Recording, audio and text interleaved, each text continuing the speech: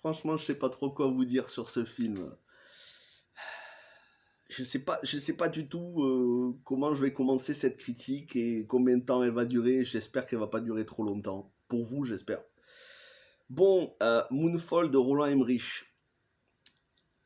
Vous savez que j'aime Roland Emmerich. J'ai fait un live pour parler en bien de ses films, même pour défendre certains films qui se sont fait descendre, comme Indépendance Day, Résurgence.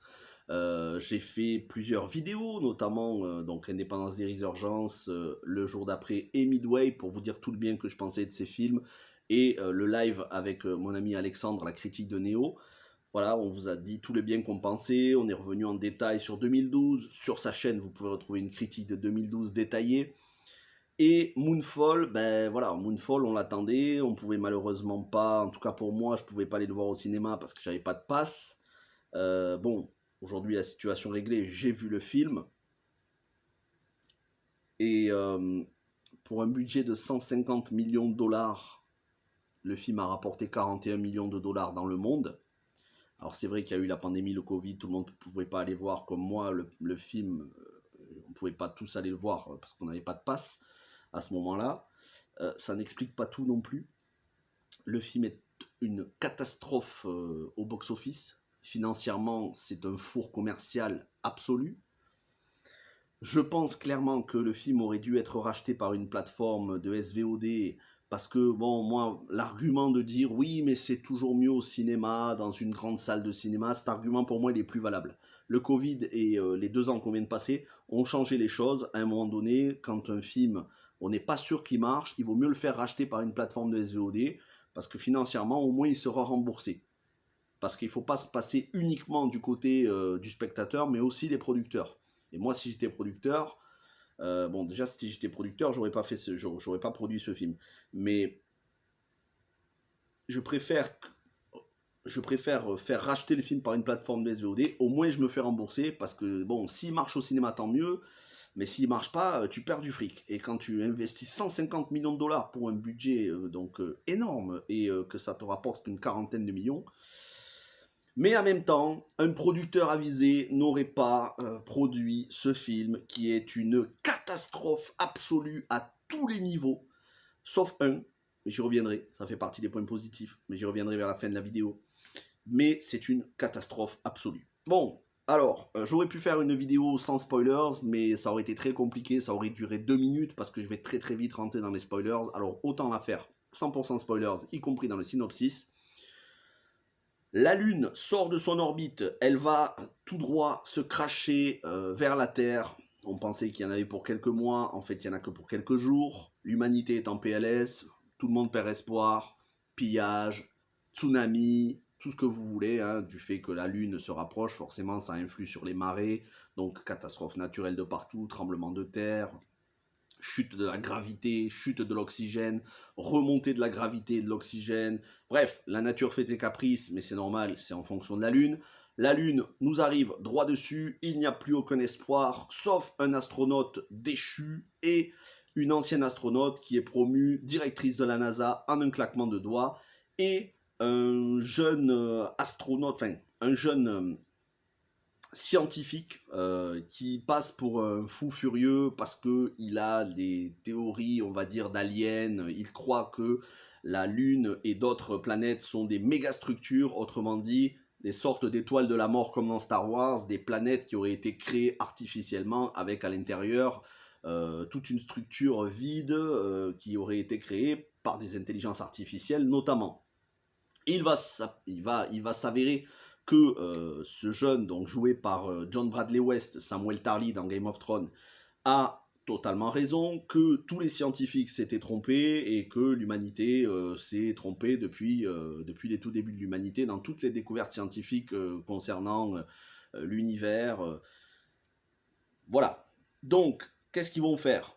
Ils vont prendre une navette, ils vont prendre une bombe à impulsion électromagnétique, une EMP, et ils vont essayer d'aller sur la Lune pour déclencher cette EMP pour détruire une sorte de nuage de fumée noire qui ressemble un petit peu à la fumée noire dans Lost, qui en fait sont des nanotechnologies, de l'intelligence artificielle composée de nanotechnologies, qui a été créée par les ancêtres, ouais, accrochez-vous, qui a été créé par les ancêtres des humains, qui sont des humains avancés, qui eux avaient créé ces mégastructures, y compris notre Lune, et qui ont vu cette intelligence artificielle qu'ils avaient créée se rebeller contre eux, les anéantir, et au moment d'être anéantis, ils ont décidé de tout miser sur la dernière planète qu'ils avaient créée, la Lune. Ils l'ont envoyé à l'autre bout de l'univers. Ils ont envoyé aussi le code ADN donc, de ces ancêtres des humains, qui est notre ADN à nous. Ils ont créé la Terre. Ils ont envoyé le code ADN de la Terre. Ça a créé la vie.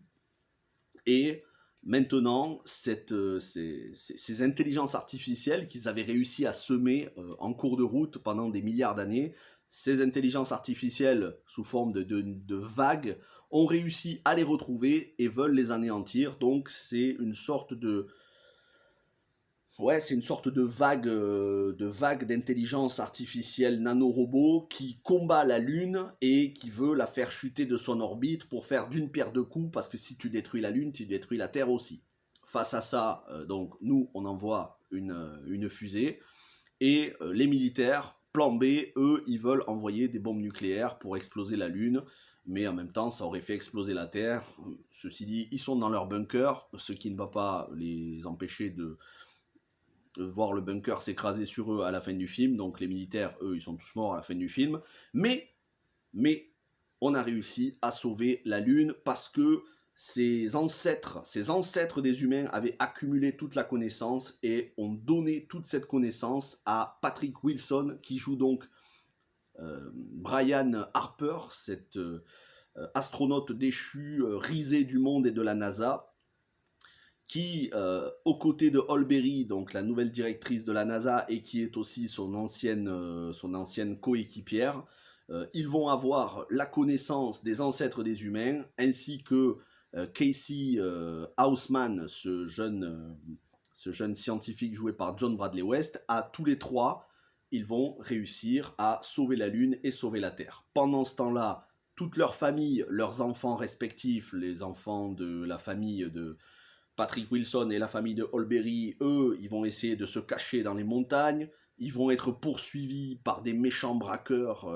armés jusqu'aux dents, qui veulent leur voler leur bouteille d'oxygène parce qu'ils ont besoin d'oxygène, étant donné que l'oxygène de la Terre est en train de descendre. Et donc, ils vont se mettre à faire des courses-poursuites avec des voitures de sport en pleine neige, dans des montagnes. Et au final, tout va bien se passer parce que au moment où la planète va être détruite, ils arrivent à sauver la planète grâce à un des membres de l'équipe qui se sacrifie. Je ne vous dis pas qui, j'essaie de vous garder un minimum de surprise. Et tout va bien, voilà. Au moment où la Lune va s'écraser, il reste juste quelques kilomètres entre la surface de la Lune et la surface de la Terre. Les deux vont se toucher, enfin les deux vont se cracher, comme dans la fin de Mélancolia de Lars von Trier. Au moment où ça va se cracher, hop, tout va bien qui finit bien, et les deux planètes, la Lune et la Terre, retrouvent leur place dans le système solaire. Du soleil, du jour, tout va bien, la gravité, l'oxygène, tout revient, il fait beau, ils se prennent tous dans les bras, et le film est fini. Voilà, c'est ça le film. C'est une catastrophe de faire ça. Comment on peut faire un scénario pareil? Mais comment? À quel moment, quand on est scénariste, on se dit « Ouais, ça va marcher, c'est génial, c'est super ». Non seulement, c'est au bout de 10-15 minutes de film, c'est invraisemblable, mais à tous les niveaux. C'est-à-dire que des films catastrophes, il y a de l'invraisemblance, c'est normal, c'est toujours exagéré. Mais là c'est de l'invraisemblance à tous les niveaux. C'est ridicule, et ça n'a aucune crédibilité scientifique. Vous avez des mecs qui sont des complotistes, j'aime pas ce terme, c'est méprisant, mais allez, on va dire des hurluberlus, hein, voilà, terme venant d'un autre siècle, des fous furieux qui croient dans n'importe quoi, qui se mettent à donner des leçons de science, des leçons de mathématiques, sorties de nulle part, à des astronautes, à des mecs qui sont ultra calés. Il leur dit « Ouais, non mais regarde, fais ce calcul, tu vas voir, je sais mieux que toi. » Ah ouais, c'est vrai, il a fait ce calcul, tout va bien. Il a découvert des choses qu'on n'avait jamais découvert avant. Donc, incohérence au niveau du scénario, incohérence au niveau des dialogues, ça n'a aucun sens, les dialogues. Incohérence au niveau de l'action, les effets spéciaux, c'est une bouillie visuelle. Honnêtement, c'est une bouillie visuelle numérique. Ah, ça sent le fond vert, mais ça sent le fond vert dès le début du film. Après, il y a d'autres effets spéciaux qui sont bien, c'est toujours pareil, il faut être nuancé, c'est pas 100% des effets spéciaux qui sont catastrophiques, mais quand même, en grande majorité, c'est de la bouillie visuelle. L'humour, ils ont voulu rajouter de l'humour, et à certains moments, j'étais gêné, j'avais l'impression de voir une parodie. J'avais vraiment l'impression de voir une parodie. Reste l'interprétation du trio de tête, Patrick Wilson, Olberry et John Bradley West. Et John Bradley West, c'est lui la grosse surprise du film. Bon, on connaissait son talent hein, dans Game of Thrones. C'est vraiment très bon acteur. Mais c'est le cœur émotionnel du film. Lui, Patrick Wilson, c'est les deux où ils arrivent, non seulement les trois acteurs avec Olberry, les trois, ils arrivent à croire au scénario et ils sont investis. Ils sont investis. On sent qu'ils essayent de porter le film à bout de bras. Ça marche pas, parce que le film est catastrophique à tous les niveaux, mais ils font que le film n'est pas désagréable à voir. C'est un nanar, mais c'est un nanar de l'espace. J'ai vu des films qui sont sortis directement en DVD et qui doivent avoir 1/10 du budget qui étaient bien meilleurs. J'ai vu des films des années 90 qui aujourd'hui sont en qualité tout pourri, vous n'arrivez même pas à les trouver en 720p. Des films à l'époque qui étaient fauchés, qui étaient plus crédibles en matière de science-fiction. Donc, en fait, à tous les niveaux, c'est mauvais, mais du fait qu'ils essayent de porter le film, d'insuffler de l'émotion dans les dialogues, dans les regards, ça marche. On arrive à s'attacher à eux. On arrive à s'attacher à ce trio de tête. Ça suffit pas pour sauver le film, mais le film n'est pas horripilant, le film n'est pas énervant. On rit et à certains moments, voilà, on va dire que on s'attache, on a un minimum d'attachement au personnage, ce qui sauve, on va dire, le plaisir de visionnage. Le plaisir de visionnage. Ça sauve pas le film, ça sauve pas le scénar, ça le sauve pas du box-office, c'est un naufrage, mais ça sauve le plaisir de visionnage. Moi, je regarde ça comme un nanar. Je suis pas sûr de voir le film une deuxième fois, je vous le dis tout de suite. Hein. Mais je pense qu'on arrive à la limite de ce que peut faire Roland Emmerich. Il a fait plusieurs fours commerciaux, hein, des crashs au box-office. Là, je pense que prochain film, il n'y en aura pas. À mon avis, le prochain film, ça va être un petit budget parce que je serai producteur. Et Hollywood, c'est comme ça que ça marche. Hein. Tu fais un succès, on te renouvelle pour un autre gros blockbuster. Tu fais un échec, on ne te renouvelle pas. Et lui, il a fait plusieurs échecs successifs. Mais en même temps, quand on voit le film, on comprend. Jamais j'aurais sorti un film comme ça. Moi, je serais producteur, je dis non, t'es gentil Roland Emmerich, mais là, c'est plus possible. On va t'amener sur Disney+, tu vas faire une série éventuellement, ou tu vas diriger quelques épisodes de série, tu vas te refaire une santé, mais tu peux plus faire un film à 150 millions de dollars, à 150 millions de budget, c'est pas possible de faire ça. Non, c'est une catastrophe absolue. La musique est bien, parce que c'est Harald Klauser, le compositeur attitré de Roland Emmerich, donc sur 2012, sur Le Jour d'après, sur Indépendance des Deux, Midway, et tous les films qu'il a fait récemment depuis ces quasiment 20 dernières années. Mais Harald Klauser, c'est aussi le co-scénariste du film, comme il avait co-scénarisé 2012. Et 2012, le scénario, c'était pas son point fort. Le scénario, c'était assez invraisemblable. Enfin, moi, j'y crois pas une seule seconde au scénario de 2012. Et là, j'y crois encore moins à Moonfall. Donc Harald Klauser, il est bon sur la musique, mais pas au scénar. Il faut arrêter. Harald Klauser, il fait de très bonnes BO, notamment Alien vs Predator, la BO était pas mal.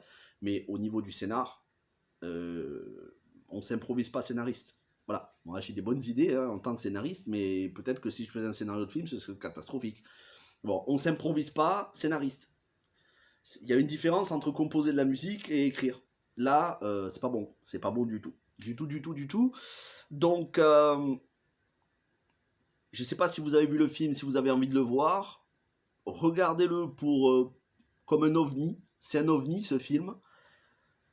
C'est un mix entre Indépendance D, pour le côté aliens qui veulent détruire la Terre, Transformers pour le côté intelligence artificielle, nanotechnologie, voilà, des Decepticons contre les Autobots. Là, c'est la Lune contre une intelligence artificielle. C'est un petit côté Deep Impact et Armageddon. On va envoyer des astronautes avec une navette et une bombe pour empêcher la planète d'exploser et donc pour dévier l'astéroïde. Bon, en l'occurrence ici, c'est la Lune. Un mix aussi avec 2012. Hein, il y a cet aspect fin du monde, destruction totale, les villes, les montagnes. Malheureusement, il ne suffit pas d'additionner les références cinématographiques pour que ça marche. Et ce film en est la preuve flagrante. C'est un film qui est fait à la va-vite. C'est un film qui est fait sans aucune cohérence scénaristique.